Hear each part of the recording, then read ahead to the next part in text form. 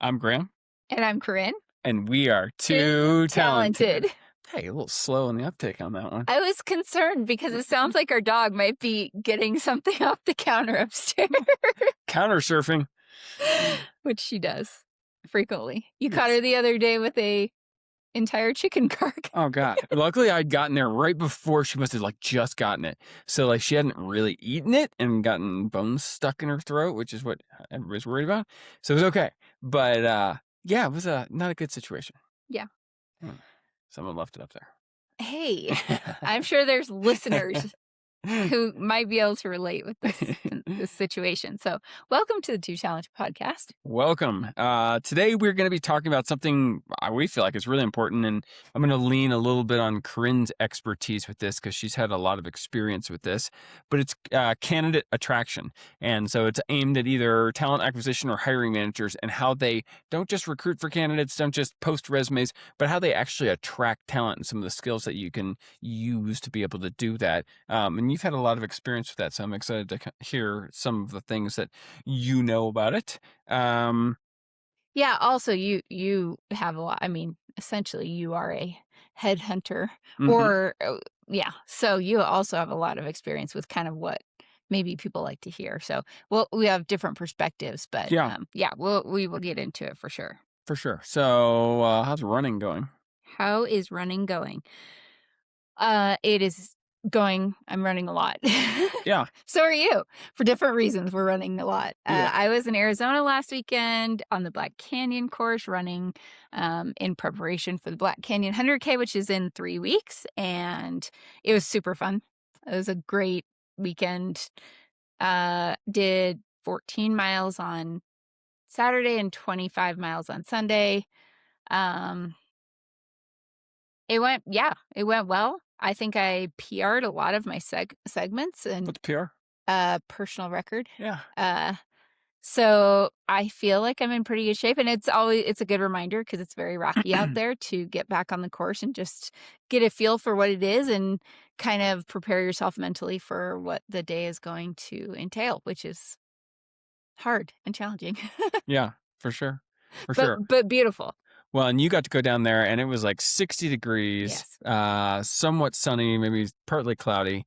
And in Colorado, it was single digits both days this weekend, where we got out there and had to run 18 miles one of those days. Well, it was like that. So I was wearing like ski gloves and a hat and all kinds of stuff. It was not ideal conditions for running, but Hmm. it was good. I'm doing the Burrito League that Aravipa is putting on, and I have run, I think, 300 miles on a quarter-mile stretch of pavement next to a creek this month, which is crazy. And I'm in 4th place officially, and I'm hoping to be knocking on 3rd place's door sometime in the next day or so, because I only have four days left.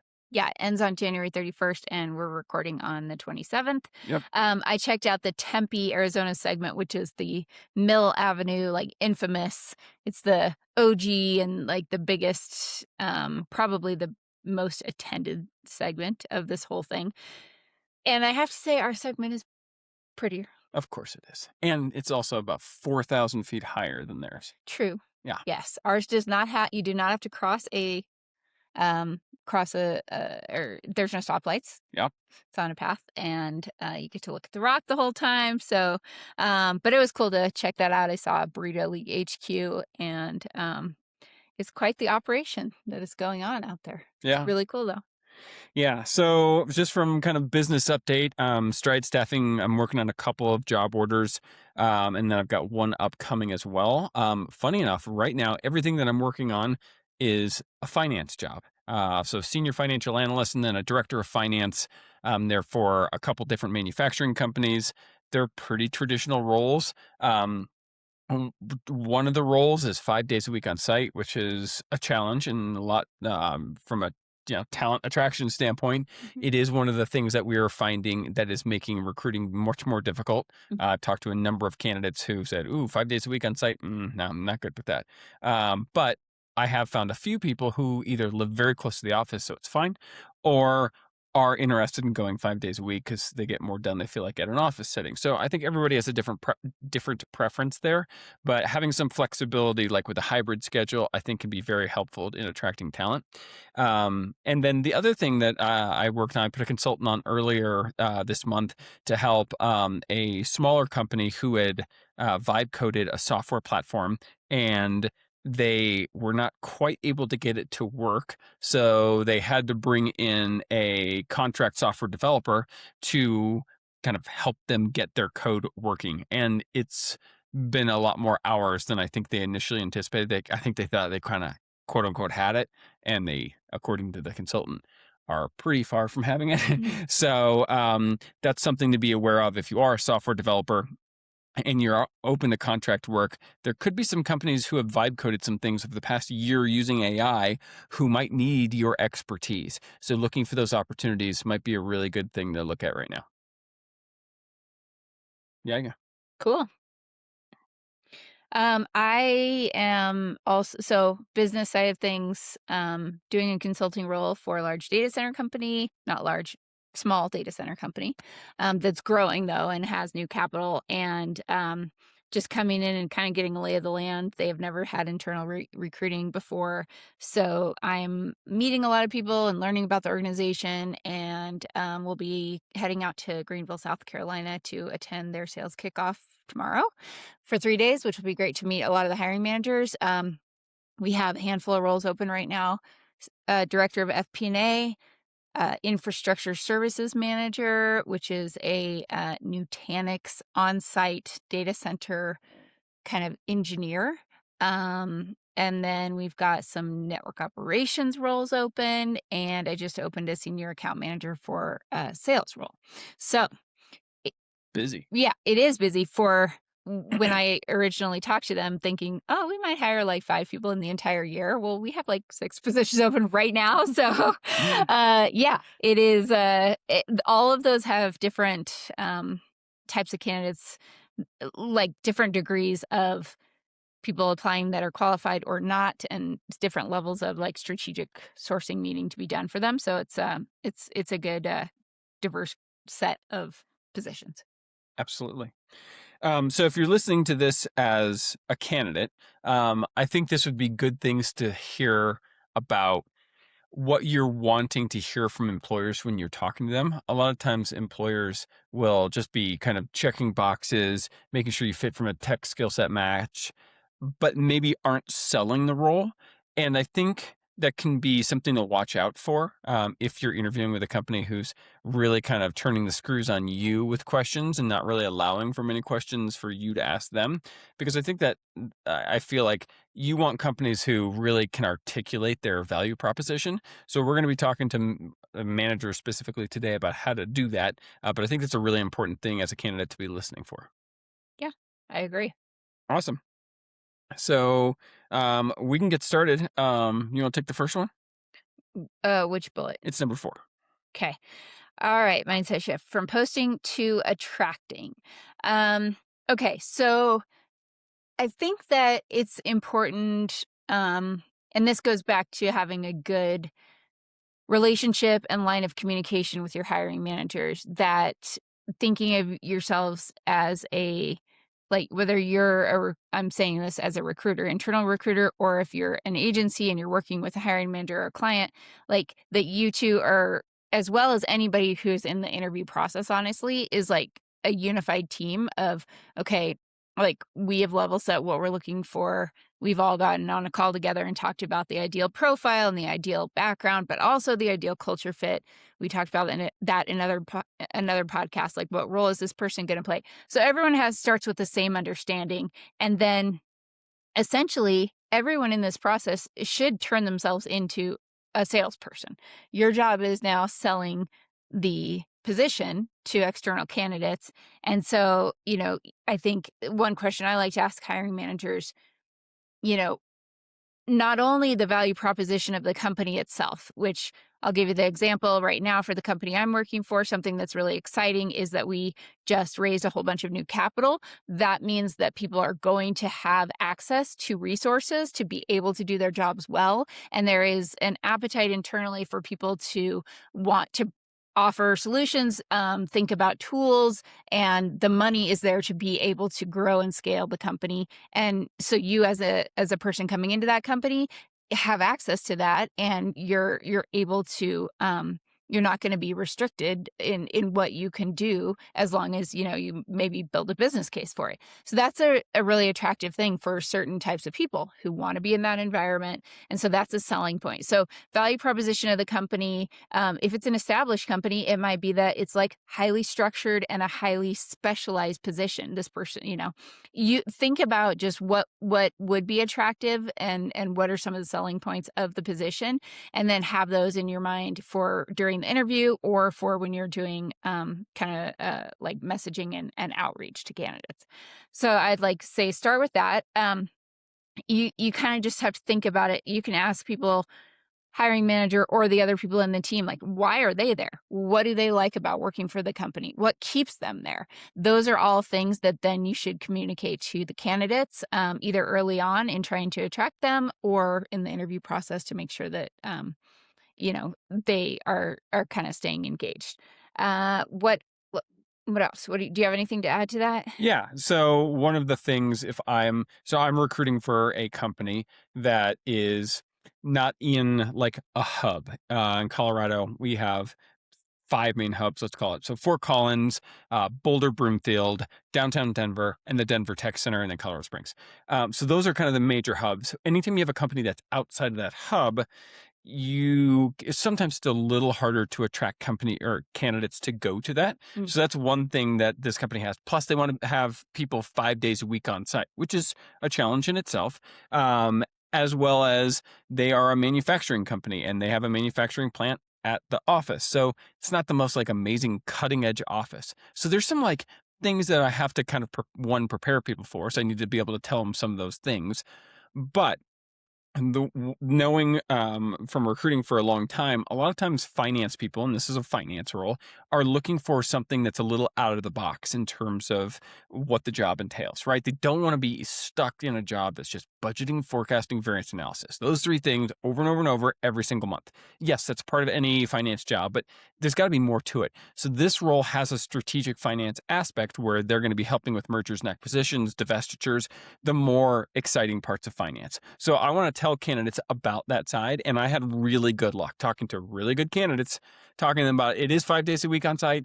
It's at a manufacturing plant, was the headquarters, but it's got this M&A aspect of it. And Hmm. everybody I talk to's ears perk up when I say something like that, because that strategic finance piece is important. So really kind of knowing who you're talking to and what might get them excited, and then being able to talk through why is this role exciting for them, even if there are a few downsides to it. Yeah, I like that. At the end of the day, too, like your role as a hiring manager or a recruiter is not to attract everybody. It's to attract the people that are looking for what you have to offer. And so it's more about figuring out, what that fit is. And so even in initial outreach, if you post something on your LinkedIn as a hiring manager, we're hiring for this skill set, and then put a couple of things in there about like what the job offers, like some of those perks or some of those selling points. And then if you get people who are responding, like ask them what they're looking for, and just take the approach of what would be interesting to you, what is important to you in your next role, what type of position are you ideally trying to get, what, just asking them almost and giving them the ability to tell you, and then you can decide like that's something we have or not, and Yeah, that's okay if you don't.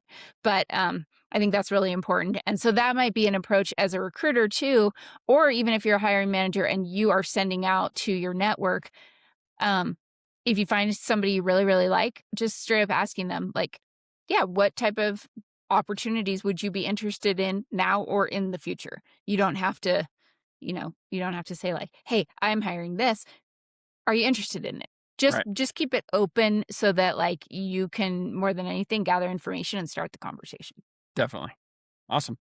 Um, the next one is kind of how to, go from posting to attracting, how do you do that when you're not on a call, right? Once you're on a call with them, obviously you're going to be talking to them about, what the exciting parts about this, but how do you do it before the call? So one of the things that you can be doing is leveraging your personal LinkedIn network. So you as a hiring manager or you as a talent acquisition person or even a external recruiter Mhm. can be using their network to post and say, hey, I'm working on this role. And here's the exciting part about it. So you kind of talk about what the interesting piece of it is in that little blurb about the job post. And then you can have a link to the job post or say, here's the hiring manager or whatever. But that I think allows people to see that without having to actually talk to you about it. Mhm. So I think that's a really important aspect of posting. Plus, your network knows you. So you'll maybe someone who used to work for you that you really liked and they really liked you has gone on to a different company. Maybe they reshare that. So then boosts the amount of people that sees it.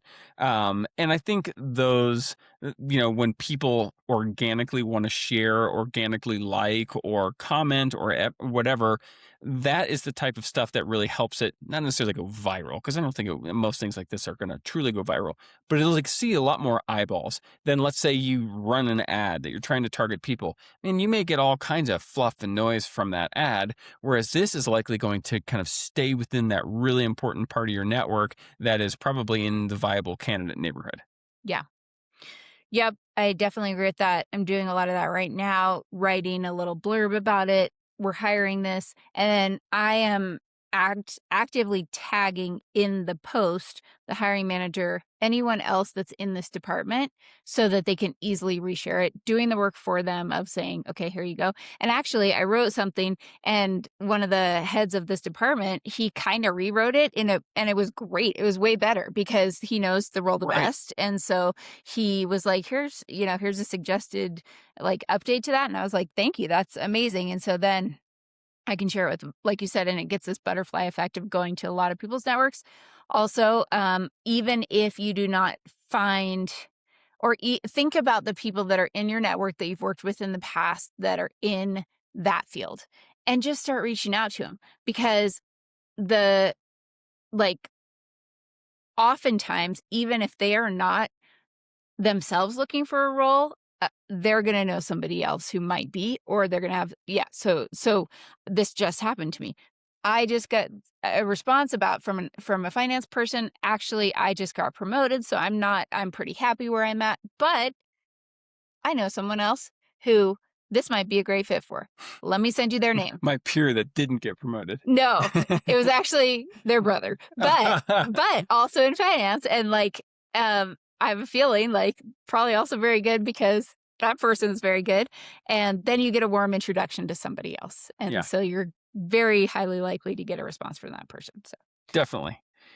This also allows candidates to direct message you and say, hey, I'd be interested in this, or they can comment or something like that. So it easily allows you to kind of get maybe even a short list of candidates that you want to reach out to.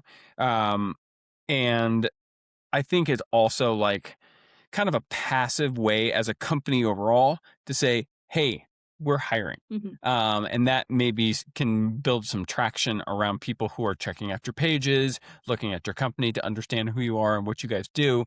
Because maybe you post a position next that they're looking for, they're more likely to go, oh, hey, there's a position finally for me. And this company seems really cool. Yeah. I don't know that much about and I don't know when it started, but there's the open to work, little banner on LinkedIn, but there's also the I'm hiring. There is. Yeah. Banner. And I don't know exactly what that does other than obviously anybody that comes across your profile sees that you're hiring, but I wonder if I should turn that on for myself. I don't know, I'm gonna Sure. have to explore Play with what it. it means because I also don't wanna get, like, 8,000,000 people being like, here's my resume, here's my Yeah. resume," Yeah. Yeah. because I'm technically not hiring, but, the company that I work for is hiring. For sure. So Next one. Okay, talking to your peers, networking events and conferences. You're like the master of this, Graham. So, I mean, I guess I'll speak to the maybe more of just like conferences, like certain things. I don't know. I'm trying to now that I'm back in this whole data center world, trying to join maybe some groups on LinkedIn. I'm doing more digitally because right Yeah. now I don't have the bandwidth and I'm not working the number of hours that weren't really meeting. Um, going to networking events myself at the moment, although I'm going to a sales kickoff, which is basically a networking event internally, though. So yeah, that's important. I mean, meeting people face to face is important. You never know what's going to come from it. You go to a ton of these, and you've had all kinds of different like outcomes and scenarios and connections from it. But I'll give an example of just outside of recruiting. I was at the running event last December, which is an industry conference for running. I was there with American Trail Running Association. I met a ton of different people, but took a bunch of different business cards, and it became evident to me over the course of the whole conference that me saying I had started a run club was extremely appealing to every single person I talked to for some reason, because all these brands are trying to get connected with local run clubs. And that has actually, like, one of those connections has turned into, we are getting a whole bunch of free sunglasses for our burrito league because I went for one of the group runs, Yeah, and on that group run met a woman who works for a major sunglass company who one of her objectives in her job is to try to connect with these groups and find partnerships, and specifically in the trail and ultra running space. And so it's really working out for us in the end. And that all, would not have happened if, one, I didn't go to the event, but two, I didn't go to some of the extracurricular activities and like actually start talking to people. for sure. I mean, I think the networking events, especially if you're getting targeted and you're trying to go to specific events or specific conferences that are right down your alley or will have candidates that you are looking to hire, I think also, don't be shy to talk to anyone. Mhm. I mean, anyone. So I was at a networking event 2 weeks back. I sat next to a person who does banking sales, which I, great, but I talked to her for a while about the types of clients and actually started to realize that we call on similar clients. So, great. Send her a LinkedIn connection, whatever. A week and a half ago, or a week ago, I got a note from her saying, "Hey, I just met with a company that's having a heck of a time hiring a role. Would you be open to having a discussion with the CFO?" I was like, "Absolutely." Yes, right down my alley. So we're setting up a call for next week to be able to talk, but that was just kind of a random connection that happened. But another one was I was at another event. I was talking to a woman. I don't remember. It's been a while since the event happened, but she was like, "Hey, you're a recruiter that focuses on smaller, mid-sized companies." And grabs this guy, and she's like, "You need to talk to this guy." CFO of a company that was about 2 years old.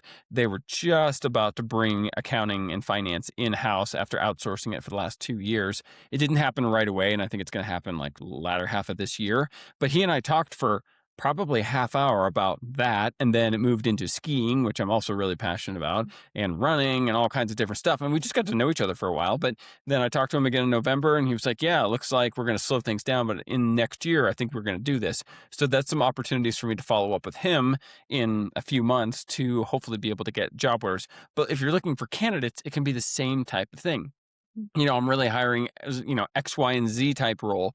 Do you know anybody? And you never know. Maybe someone has someone in their back pocket who's amazing, like their brother. Yeah, yeah, totally. Another another story or example of the power of networking just came to mind, so I'll share it quickly. This was also at the running event, um, but it's pretty cool because it's evolving and becoming even more than what it originally was. So here's what happened. I went on a group run with Mount to Coast shoes. They New shoe company. Met one of their pro athletes. His name's Ben Blankenship. Great guy, really friendly. Kind of hit it off just talking with him, and then I'm walking through the conference after the run, and say hey to him again. Hey, they're doing your thing at like the booth, and it's like, yeah, come try on some of the shoes so that you can see what size you are and all this. And then tried on the shoes. And then I kept walking around the event later. And then I walked by their booth almost before I was about to leave. And Ben was talking to somebody else. And I said, "Hey, Ben, I'm heading out. So just wanted to say goodbye." And he said, "Oh, hey, Corinne, you should meet Shannon." And I said, "Hey, Shannon, nice to meet you." And Ben said, "Shannon and I are friends. And she just wrote a book about, like, uh, along with a doctor, she wrote a book about endurance exercise during pregnancy and postpartum. And she's like, and he said, because I had told him that I have this little business called Women Can, he said, you guys should know one another because you're both doing really cool things. You're both big advocates for females. So I had a brief conversation with her, but also got her card. I followed up with her. Turns out she's a former Olympian, multi-time Olympian. And I asked her if she would be on the Women Can page. She said, absolutely, I'd love to. She sent me an early copy of her book to give to an athlete who I coach who is pregnant and wanting to navigate that whole journey. And then even beyond that, we're writing an article about her for the Substack. And I have now introduced her to 2 other people within the trail running community so that she can get on a couple of podcasts and spread the knowledge about her book, and hopefully we can generate a lot more sales for her. But it's just this it all started with just Ben introducing me to her right there. Totally. And so we're going to help her hopefully sell books, but also we're going to help it's going to be helpful for women to know that this book exists because the information's super needed. And it all came from networking, which is really cool. It's amazing. Yeah. For sure. Awesome. And we technically have 2 more topics, but we kind of covered the last one already. So let's just kind of make this the last topic. Okay. And I think this is a really, really underused, but really important, easy one. Reconnecting with past candidates who have either applied or were in the interview phase, or maybe they were the runner-up. It's funny, I've been talking to a guy named Nick Larsh, who's a talent acquisition, I think, vice president for a company here in Denver. And I think we're going to have him on the podcast because he's got some super interesting ideas about AI and how it affects the talent acquisition market. But he wrote a post that I hadn't seen it when I put this in the outline, but it's perfect. So at his company, anytime they have someone who they really liked, who maybe didn't get the job, he gives them like this status called silver medal status, and it's a searchable thing within their database. So anytime he has a new role up, what he'll do is sort it by silver medal status and start calling those people and saying, hey, we really liked you before, wasn't quite the right fit or the right time. Would you like to, interview again? Awesome. And it's a really great idea because it's a kind of a known quantity candidate, and maybe it shortens the interview process. The person probably already knows whether or not they're interested in the company and the job. Yeah. It just shortens the whole thing down. So I think as a manager, finding a way to say, hey, I'm going to save this person's resume in my, runner-up category folder in my Outlook email or anything like that, to just easily go to who's the last person I talked to for a financial analyst, for a Java developer, for any of those roles that maybe didn't go their way. Maybe, interview them again, see if they will. And I think that's a great way to kind of engage candidates throughout the process very quickly. Yeah. It also means that it is critically important to stay in communication with candidates and to leave them on a good note, because if you're ever going to want to talk to that person again, you better close the loop with them and be honest and tell them they didn't get it. But at the same time, you really enjoyed the interview and you would like to consider them in the future. Keep the door open with everybody. And it goes back to either using your recruiting group or your agency that you're working with, just to make sure that every candidate is informed in some way, because you never know when you're going to want to talk to them again. Absolutely. I think that it's just the same on the candidate side. Do not ghost people. Let them know if you're not interested anymore, if they didn't get the job. It can be a simple 2-sentencer. Maybe if you want to tell them why in a 1-sentence, it can be very short and to the point. And I think people are worried about conflict that it could create. Who cares? I don't think it's going to create a lot of conflict. If it does, you can stop replying, but just at least tell them. I will say I have had candidates on multiple occasions who are in the interview process who I, for whatever reason, can't get in touch with them anymore. And they're supposed to schedule a second round interview or a final interview, and they're gone. Yeah. And I've had those same people, then come back in a year and apply for a job. I'm like, no, absolutely not. I'm not going to talk to you. So it goes both ways. Yeah. So making sure you as a candidate, if you're listening, you communicate clearly. If you're no longer interested, hiring manager, talent acquisition person, it is up to all of you. Everyone is responsible for good communication. And it's a huge black eye if you ghost somebody. Yeah. Yeah. You're passionate about that one, Passionate. Graham. People should communicate, dang it. Awesome. So I think we can move into kind of the common talent attraction mistakes to kind of wrap up. Um, a lot of times I see companies who will rely almost solely on postings, who will say, I've gone after a couple of managers in the last few months who I'll say, hey, I noticed that you guys have this job and it's been reposted 3 times now. Sounds like you're not finding the right candidate. Would you be open to me having a discussion with you? And like the answer almost always is, oh, no, we got it posted. We'll get it done. I'm like, well, this job must not be that important because it's been reposted 3 times in 3 months. So like, what is it? So like if you're a hiring manager and you're just straight up posting and hoping someone's going to apply, you got to do one step further if you're not getting the right candidates. Um, and I think the best people are not necessarily going to apply or apply through the traditional methods, especially right now when applying sucks. So they'll be looking for those posts on LinkedIn where someone says, hey, I have this job. And they're like, ooh, I'm a fit for this. They may not apply to it, but they may respond to your post or like your post or comment, hey, I would be open to talking to you about it. But I think that's a really good way to kind of move beyond postings with still kind of minimal effort. I don't think it takes a lot. I think you should use your network, especially with the LinkedIn postings. Let people reshare it, like what you talked about doing, tagging people in it that they could easily reshare. I think that's awesome. And yeah, I mean, I think for the most part, making sure that as a manager or a talent acquisition person, you're engaged in the process. It's not a post and forget and hope someone applies. You got to be engaged with it and do kind of that one extra step to kind of get people interested. Yeah, I agree. Totally.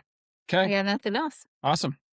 Well, thanks for joining us on our podcast today. Like I said, we're going to have a special guest, I think sometime in the next month or so, with Nick, who I think everybody's going to really like hearing from. He was on another podcast and I listened to it and it was fantastic. I'm going to have to listen to that. Send it to me. For sure. It's pretty cool. He's a very interesting guy. So that's upcoming. And then we probably have a couple more hiring manager, talent acquisition based, episodes coming. And then we'll kind of switch into a different gear. So if you like what we're doing, please give us a like, share it with somebody, subscribe to our channel on either YouTube or anywhere you get a podcast. We're pretty much everywhere. And leave us a comment. Except for Instagram. We're not really. Not really on Instagram. I have trouble with Instagram. Awesome. LinkedIn. Yeah. Yeah. All right. Thanks for being here. Thanks for being See here. you next time.